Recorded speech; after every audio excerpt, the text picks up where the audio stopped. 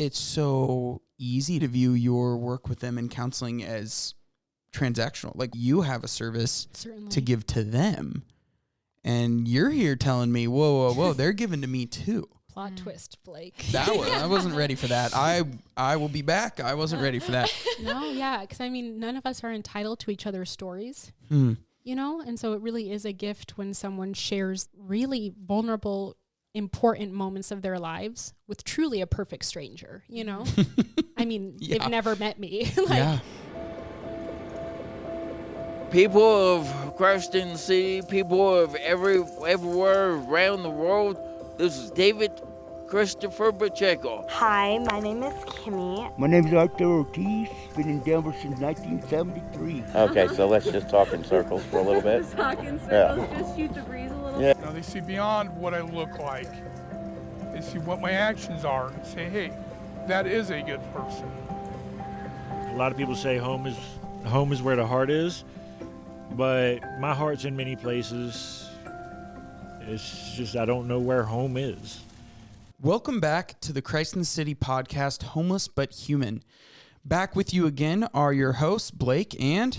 Hey everyone, it's Shayla.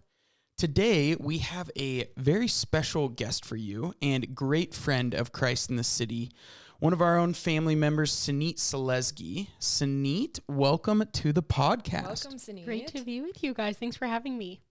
Yeah, we are so excited to have you today, just as you've been around the program in so many ways. Senite actually has her master's in counseling psychology and works for Marisol Health, which is part of the Archdiocese of Denver here. And Senite, tell us a little bit about your role there, what you use your master's for. Totally.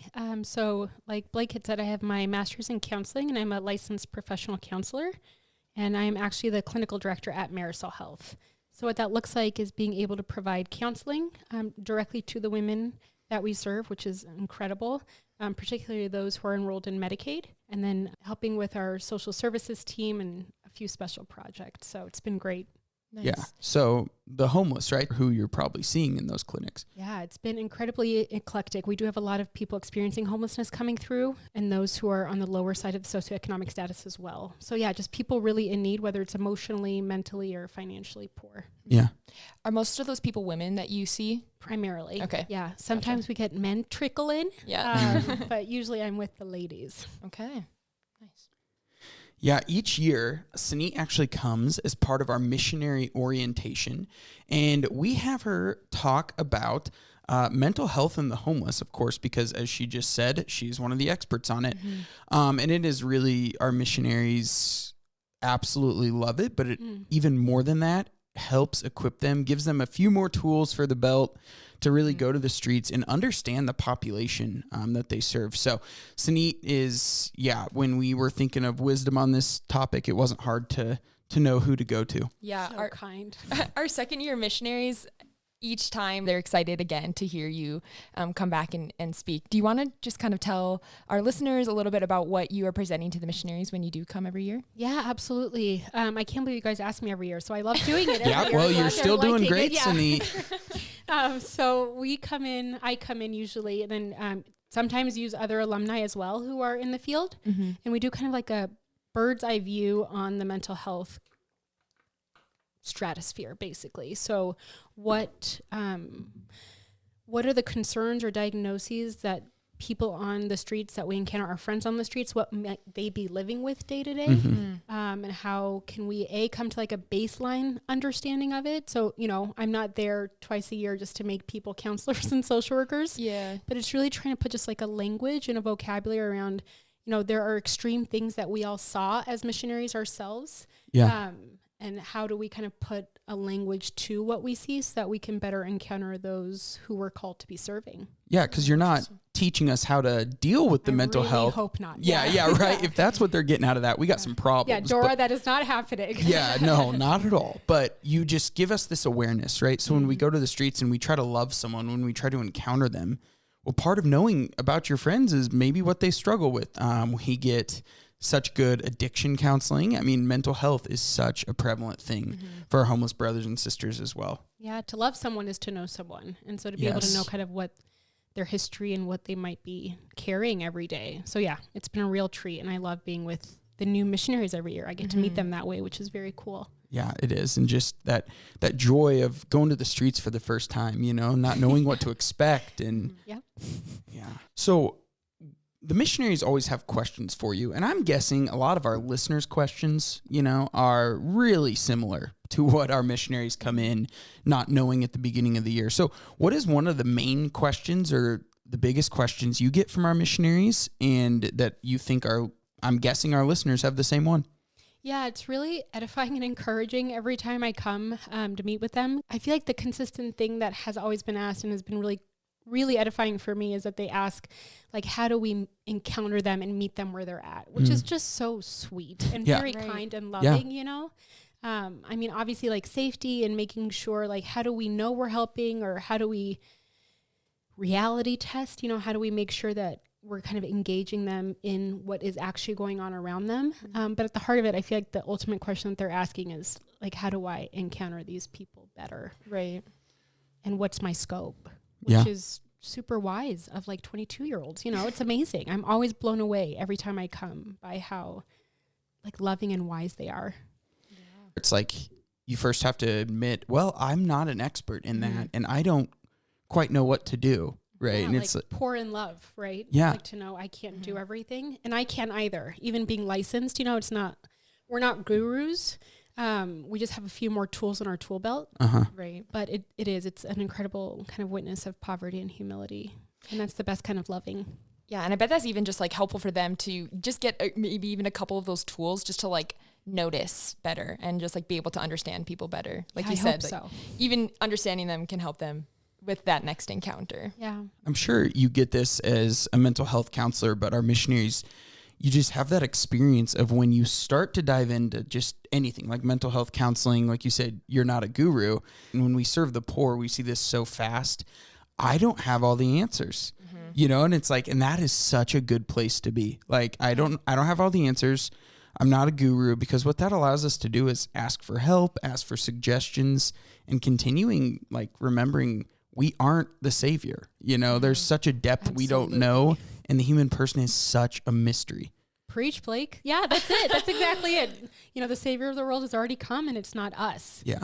And so to really not use this as a manual to kind of make people fill in the blank, but just as an opportunity to be like, these are things that you're living with, and I have, like, a very foundational understanding, but I'd love for you to tell me more about your own experience. Yeah. And mostly just to listen and to understand. Yeah.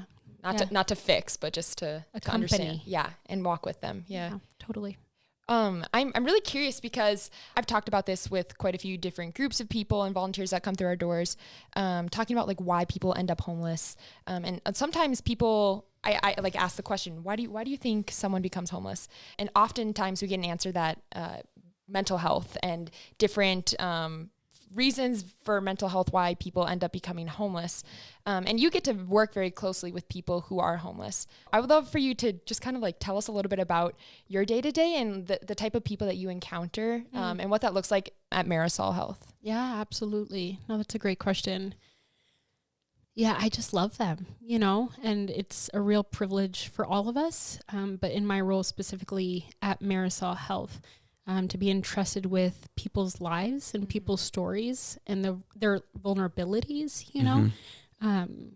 it's always blows me away at the first meeting that someone comes into the room to a perfect stranger and shares the most intimate details of their lives. Like, it just blows me away every time. And it's so sacred and precious, And so a lot of the women that we serve, Marisol Health is a comprehensive OBGYN clinic with wraparound social services. And it really is serving, women who are unexpectedly pregnant, women in crisis, and women who find themselves in very vulnerable situations. And of course, around life decisions, it's not just women. There are men that are a part of the equation as well. And so really wanting to provide the support to everyone involved, so that they can say, I guess, more freely and more hopefully abundantly, that's kind of a flyover. Yeah, that's beautiful. I can't imagine. Beautiful. I can't imagine you. Our missionaries have experienced this quite a bit. Where I've even experienced this myself, meeting people for the first time and sometimes when you just give people a space to unfold, they'll just like completely unfold. Yeah. And I can't imagine that the intensity of poverty, that doesn't just like magnify the intensity of their unfolding as well. Yeah, I think the really neat thing about the job, and we can all probably, I'm assuming, but I think we could all maybe relate, is when you work and serve humans, you realize how human we all actually are. Yeah. And how much of a desire there is for connection and for support and for a community.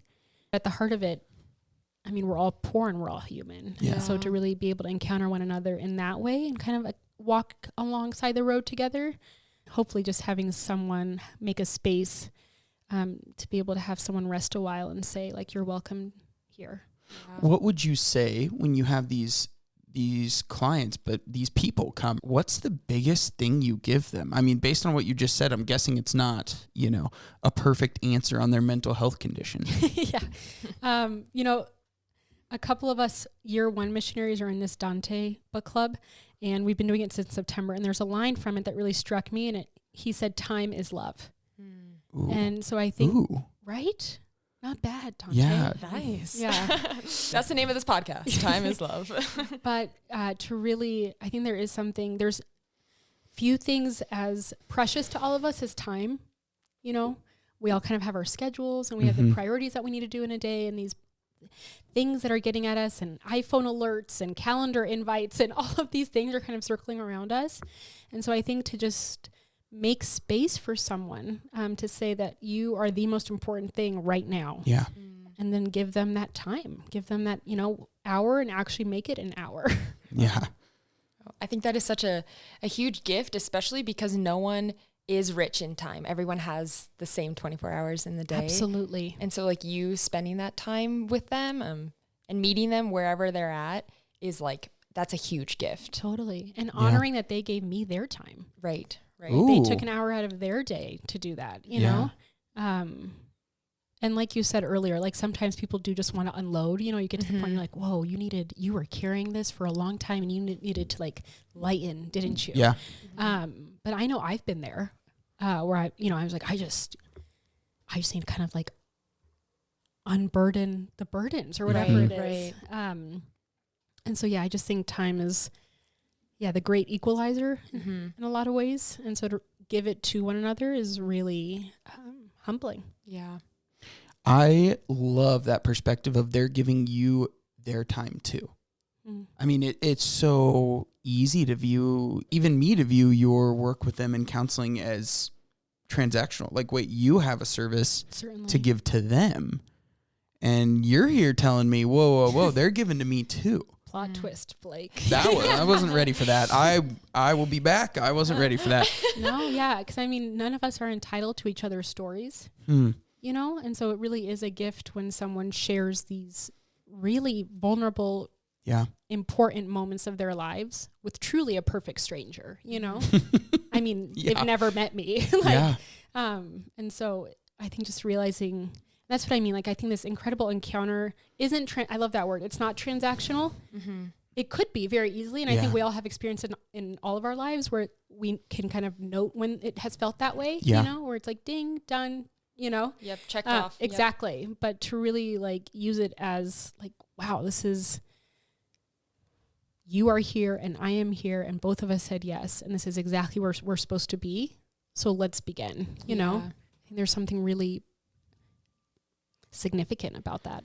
Man, when I was on the streets, and I know our missionaries do this too, it can even be hard sometimes to not view it as like, all right, I'm just here to help them, looking at your clock, being like, all right, I've got 3 hours of helping today, or like, wow, I am very tired. Like, I'm just going to kind of grudge through this. Like, what do you find in those moments with that? Like, I'm sure not every day Senite's like, oh my gosh, this is someone giving me their time, like what have you found in this career, in this profession, especially with the people you get to work with? Oh, it's a really good question. Yeah, because I'm human. We're all human. Oh, yeah. Right? Prayer is like the lifeblood, right? So it really doesn't make sense apart from it, because anyone's altruism or kindness or good characteristics only goes so far before you burn out. And so really finding time for prayer and making sure that is happening before every session, because you can tell the difference with the ones that you don't and the ones that you do, you know? And it was the same when I was a missionary. I was like, there were days where it's like, I actually don't want to go. Do I have to? You know? Yeah. Senite, as you say that, it's like, yes, like you are not their savior. And we could just full stop there based on everything you said. And that mindset going in is completely changes the way you approach the person in front of you. Totally. And it takes so much pressure off you. Yeah, it does. On the flip side of it, I am wondering though, like if you can speak into a little bit, Senite, how important it is to like show up, how important it is for that person that you're showing up for, and like what that is communicating to them. No, that's a really good question. Yeah, it sounds so simple, isn't it? Right. But just like telling someone like your dignity is so profound that the most fundamental thing I can do for you is actually just be here with you. And that feels like that's it, you know? I think all of us, and I am on the top of the list, like to overcomplicate things and really like try to, plan ahead, reason out. And those things aren't bad things. It shows that we care, it shows that it's worth our time to think about and prepare and all of those sorts of things. But at the end of the day, presence means so much. Yeah. And there are a few things that are as healing as just presence, And that's not hard. Right. But it is. Yeah, to just be with. Yeah.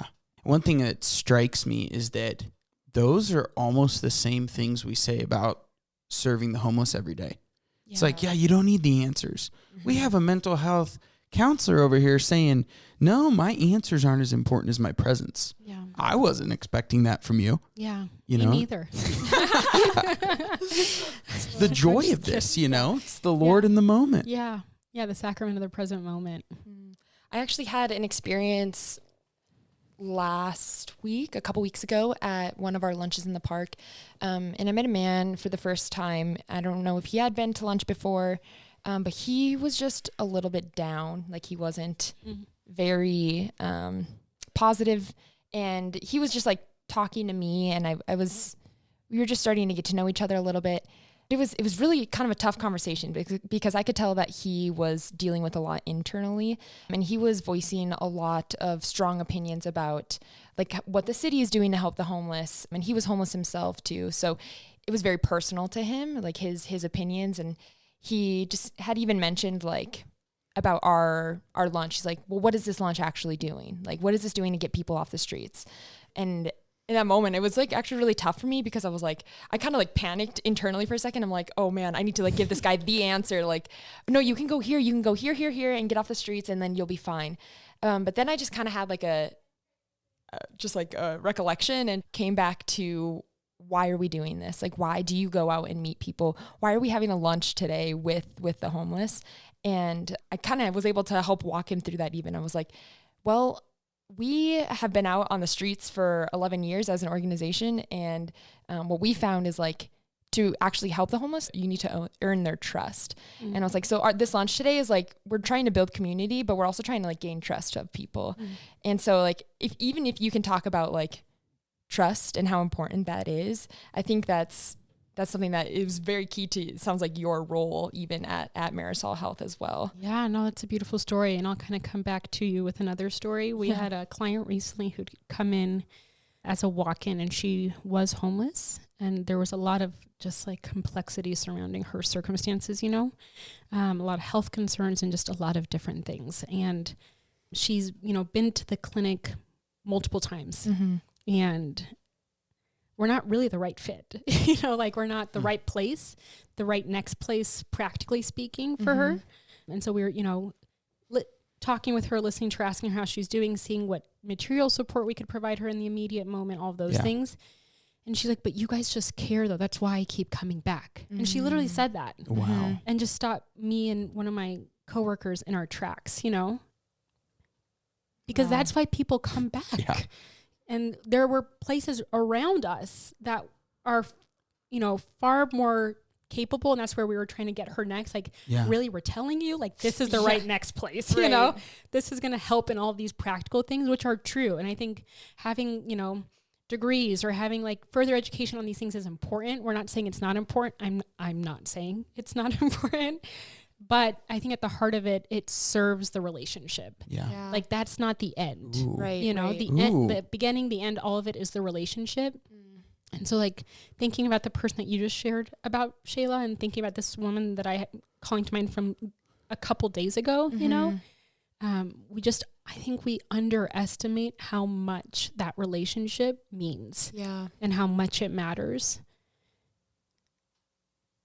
Period. You know? Yeah.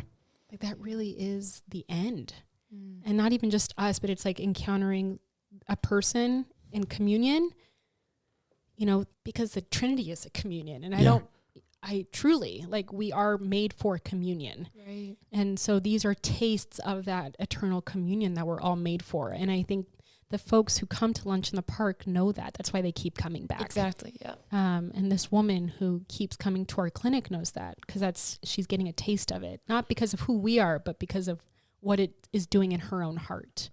It speaks to the depths of the mystery of the human person, right? John Paul II spoke so much about that. But Senite, you guys are, in that story, it's like you're trying to tell her, like, no, you need this service. You know, you weren't intentionally doing it, but it's like, no, we were. Yeah, this is what you need. This is what you need. This is what you need. And she's sitting here saying, I don't need that. I want someone to love me. Yeah.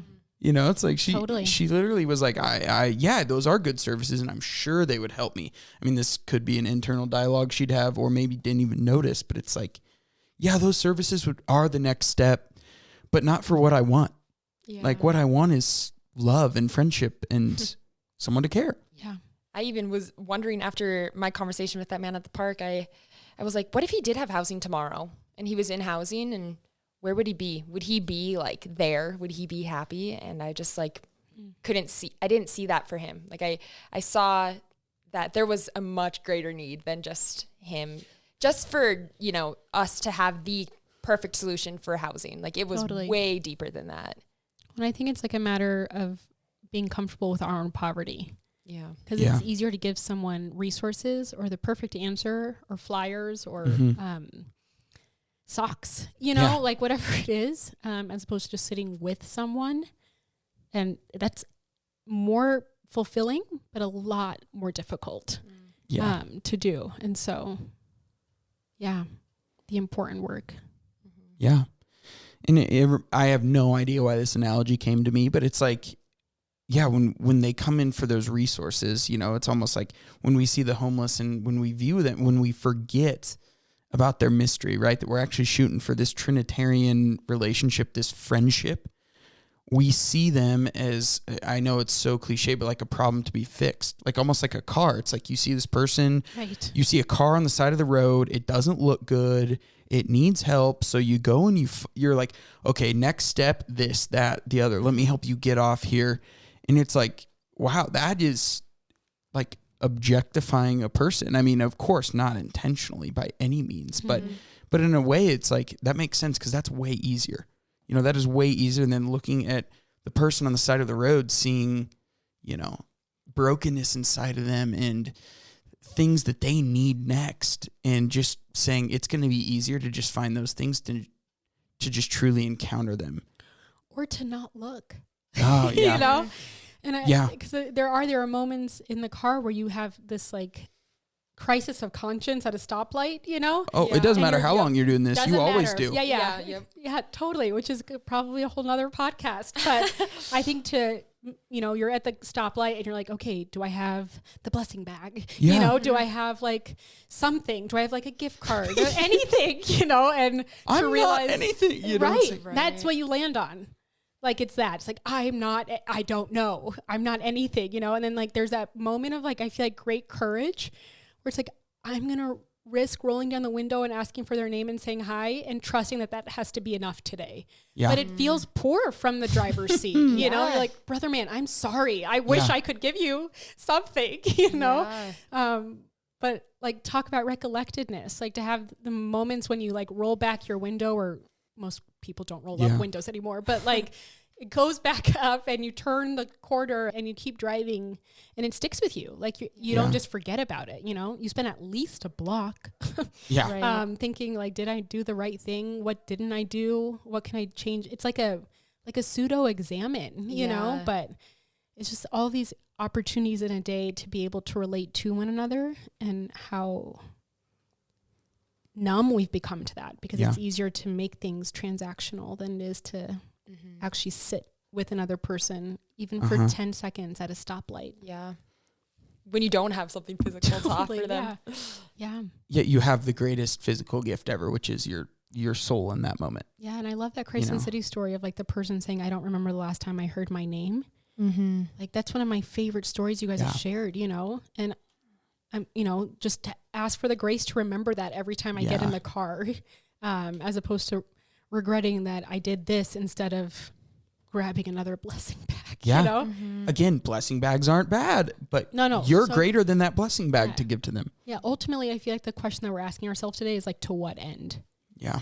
Is it the end of giving someone something, or is it the end of acknowledging someone's humanity and them acknowledging ours and us being in relationship, Yeah. Circling back to what you said earlier, it's like you're giving them something, but don't you forget a moment that they're giving you something too. And that changes the mindset completely. It's like, well, when your clients come in, it's like, if you sit there with that mindset of I'm giving them something and they're giving me something, I don't know who's given the greater gift in this moment. Totally. If we approached a stoplight like that, or those days when our missionaries, including myself, just don't want to go, it's like, if we remember that, oh my gosh, they're giving me something too. And that's their presence as well. Yeah. It just stirred up kind of a line, my show prep, but a line that I had kind of felt like a desire to share. And it was from Fulton Sheen. Oh, nice. A friend of Blake's, I think. I love him. But he has this beautiful line, and he says, love burdens itself with the wants and woes and losses and even the wrongs of others. Whoa. Read it one more time, please, Senite. You got it, Blake. For those in the back. I couldn't get it the first time. I need 2 times to understand what I just read. Love burdens itself with the wants and woes and losses and even the wrongs of others. But like that love burdens itself.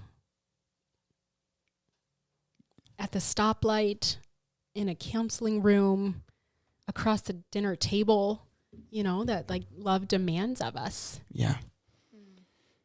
Yeah. And how do you do that each day? And like you said earlier, it's like prayer. Well, that makes sense. Going back to the source of love. Yeah. Filling up to then. Yeah. Yeah. Yeah. And going easy on ourselves when we try to figure it out. Yeah. Yeah. But it's like, as we look at, in our Catholic liturgical year, there's so many readings, liturgies, beautiful reflections from great saints on just really the Easter season that we have coming up. But even more than that, the suffering beforehand, right? And we see the Lord taking on that burden. But I know, Senite, earlier you were mentioning just talking a lot about how the Lord even showed up and our response to that.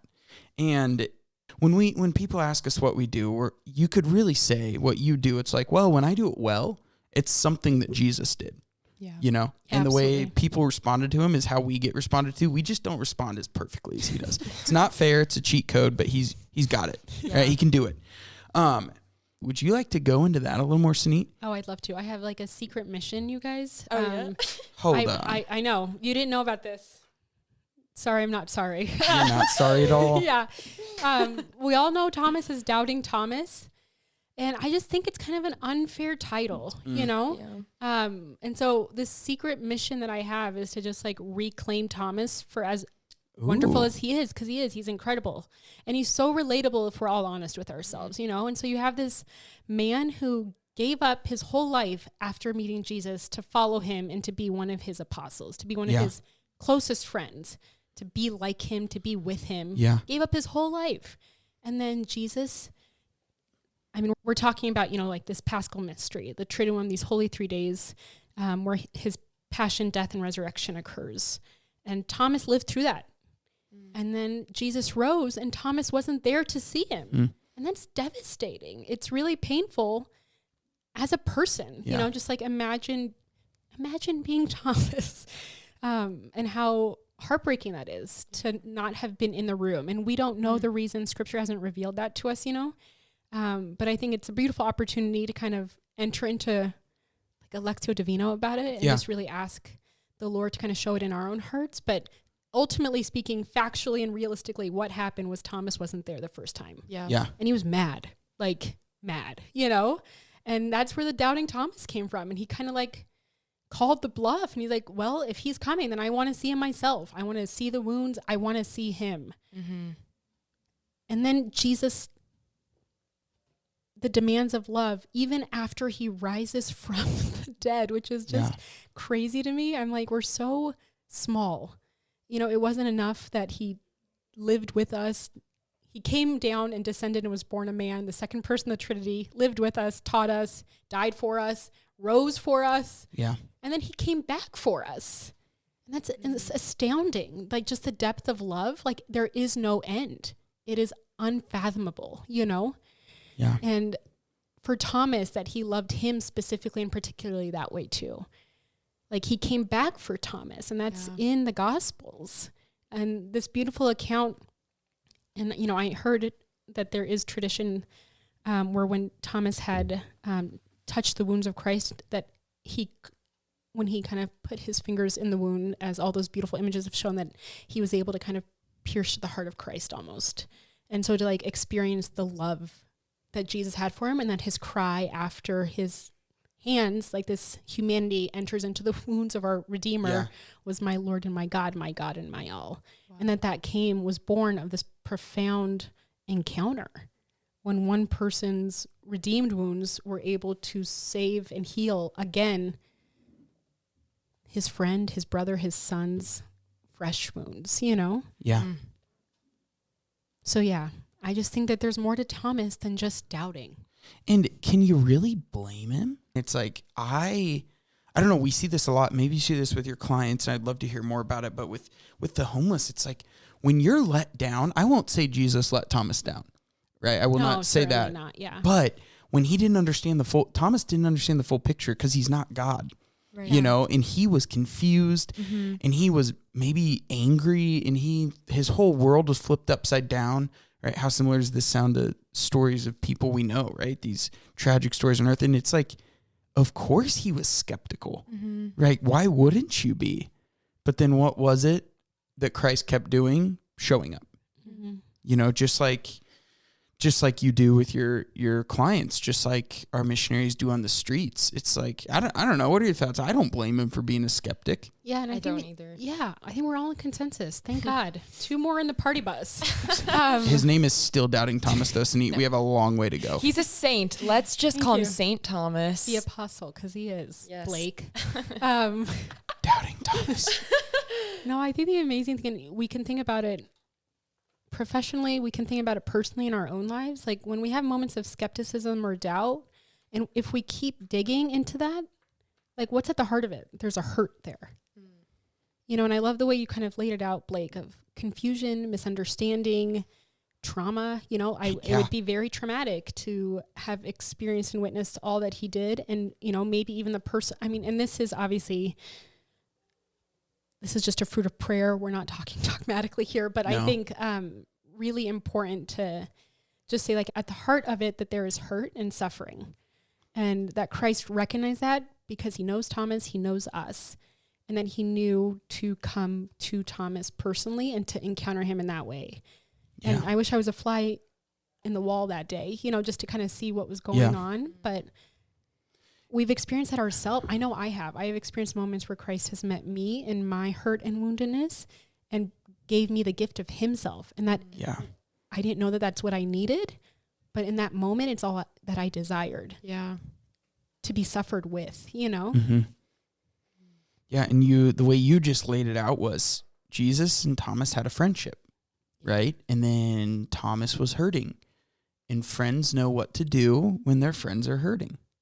You know, and then that's what the Lord did. And the story of redemption didn't end there. Like, it's going on today. Yeah. In the Easter season of 2022. Yeah. Thank God he gives us the grace and the power to go and imitate him, to try and be him for other people. Our little selves just trying to show someone else Christ, trying to receive Christ in them. That is like beyond me. Yeah. Beautiful. Amen. Amen. Senite, it's Yeah. been a true honor to sit with you today, and thanks for supporting our program and our missionaries very well. No, We I love appreciate this you. mission and you guys, and thanks for hanging out today. It was great to be with you. Yeah, and as we wrap up, we just, kind of just wrap up that conversation with the reality that the poor in our lives are also gifts to us, and that's just the greatest thing we can give, and friendship is what leads us to know what friends need. Absolutely. You And all know? of it is a work of God. And and do not put that pressure on yourself, especially tomorrow at work, Senite. Don't do it. You got it, Blake. Don't do it. Roger that. Thank you to all of our listeners with us today. We hope that you are having a great Easter season, and we will see you all in a couple weeks from now. God bless. Mother Teresa, one of our patrons, would say, "If I look at the masses, I will not act. If I look at the one, I will." Because of these one-on-one encounters, because of people like you stepping out of your comfort zone, this mission is spreading. This mission is making its way into parishes, schools, seminaries, and communities nationwide. We have families making care kits for the homeless, college students coming on week-long mission trips and then going back on fire to serve the poor in their cities, seminarians and small groups across the country doing Christ in the City style street ministry.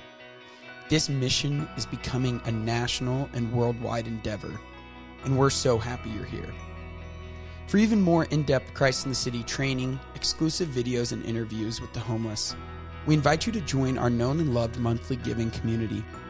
This is one of the most impactful ways you can join us in this mission.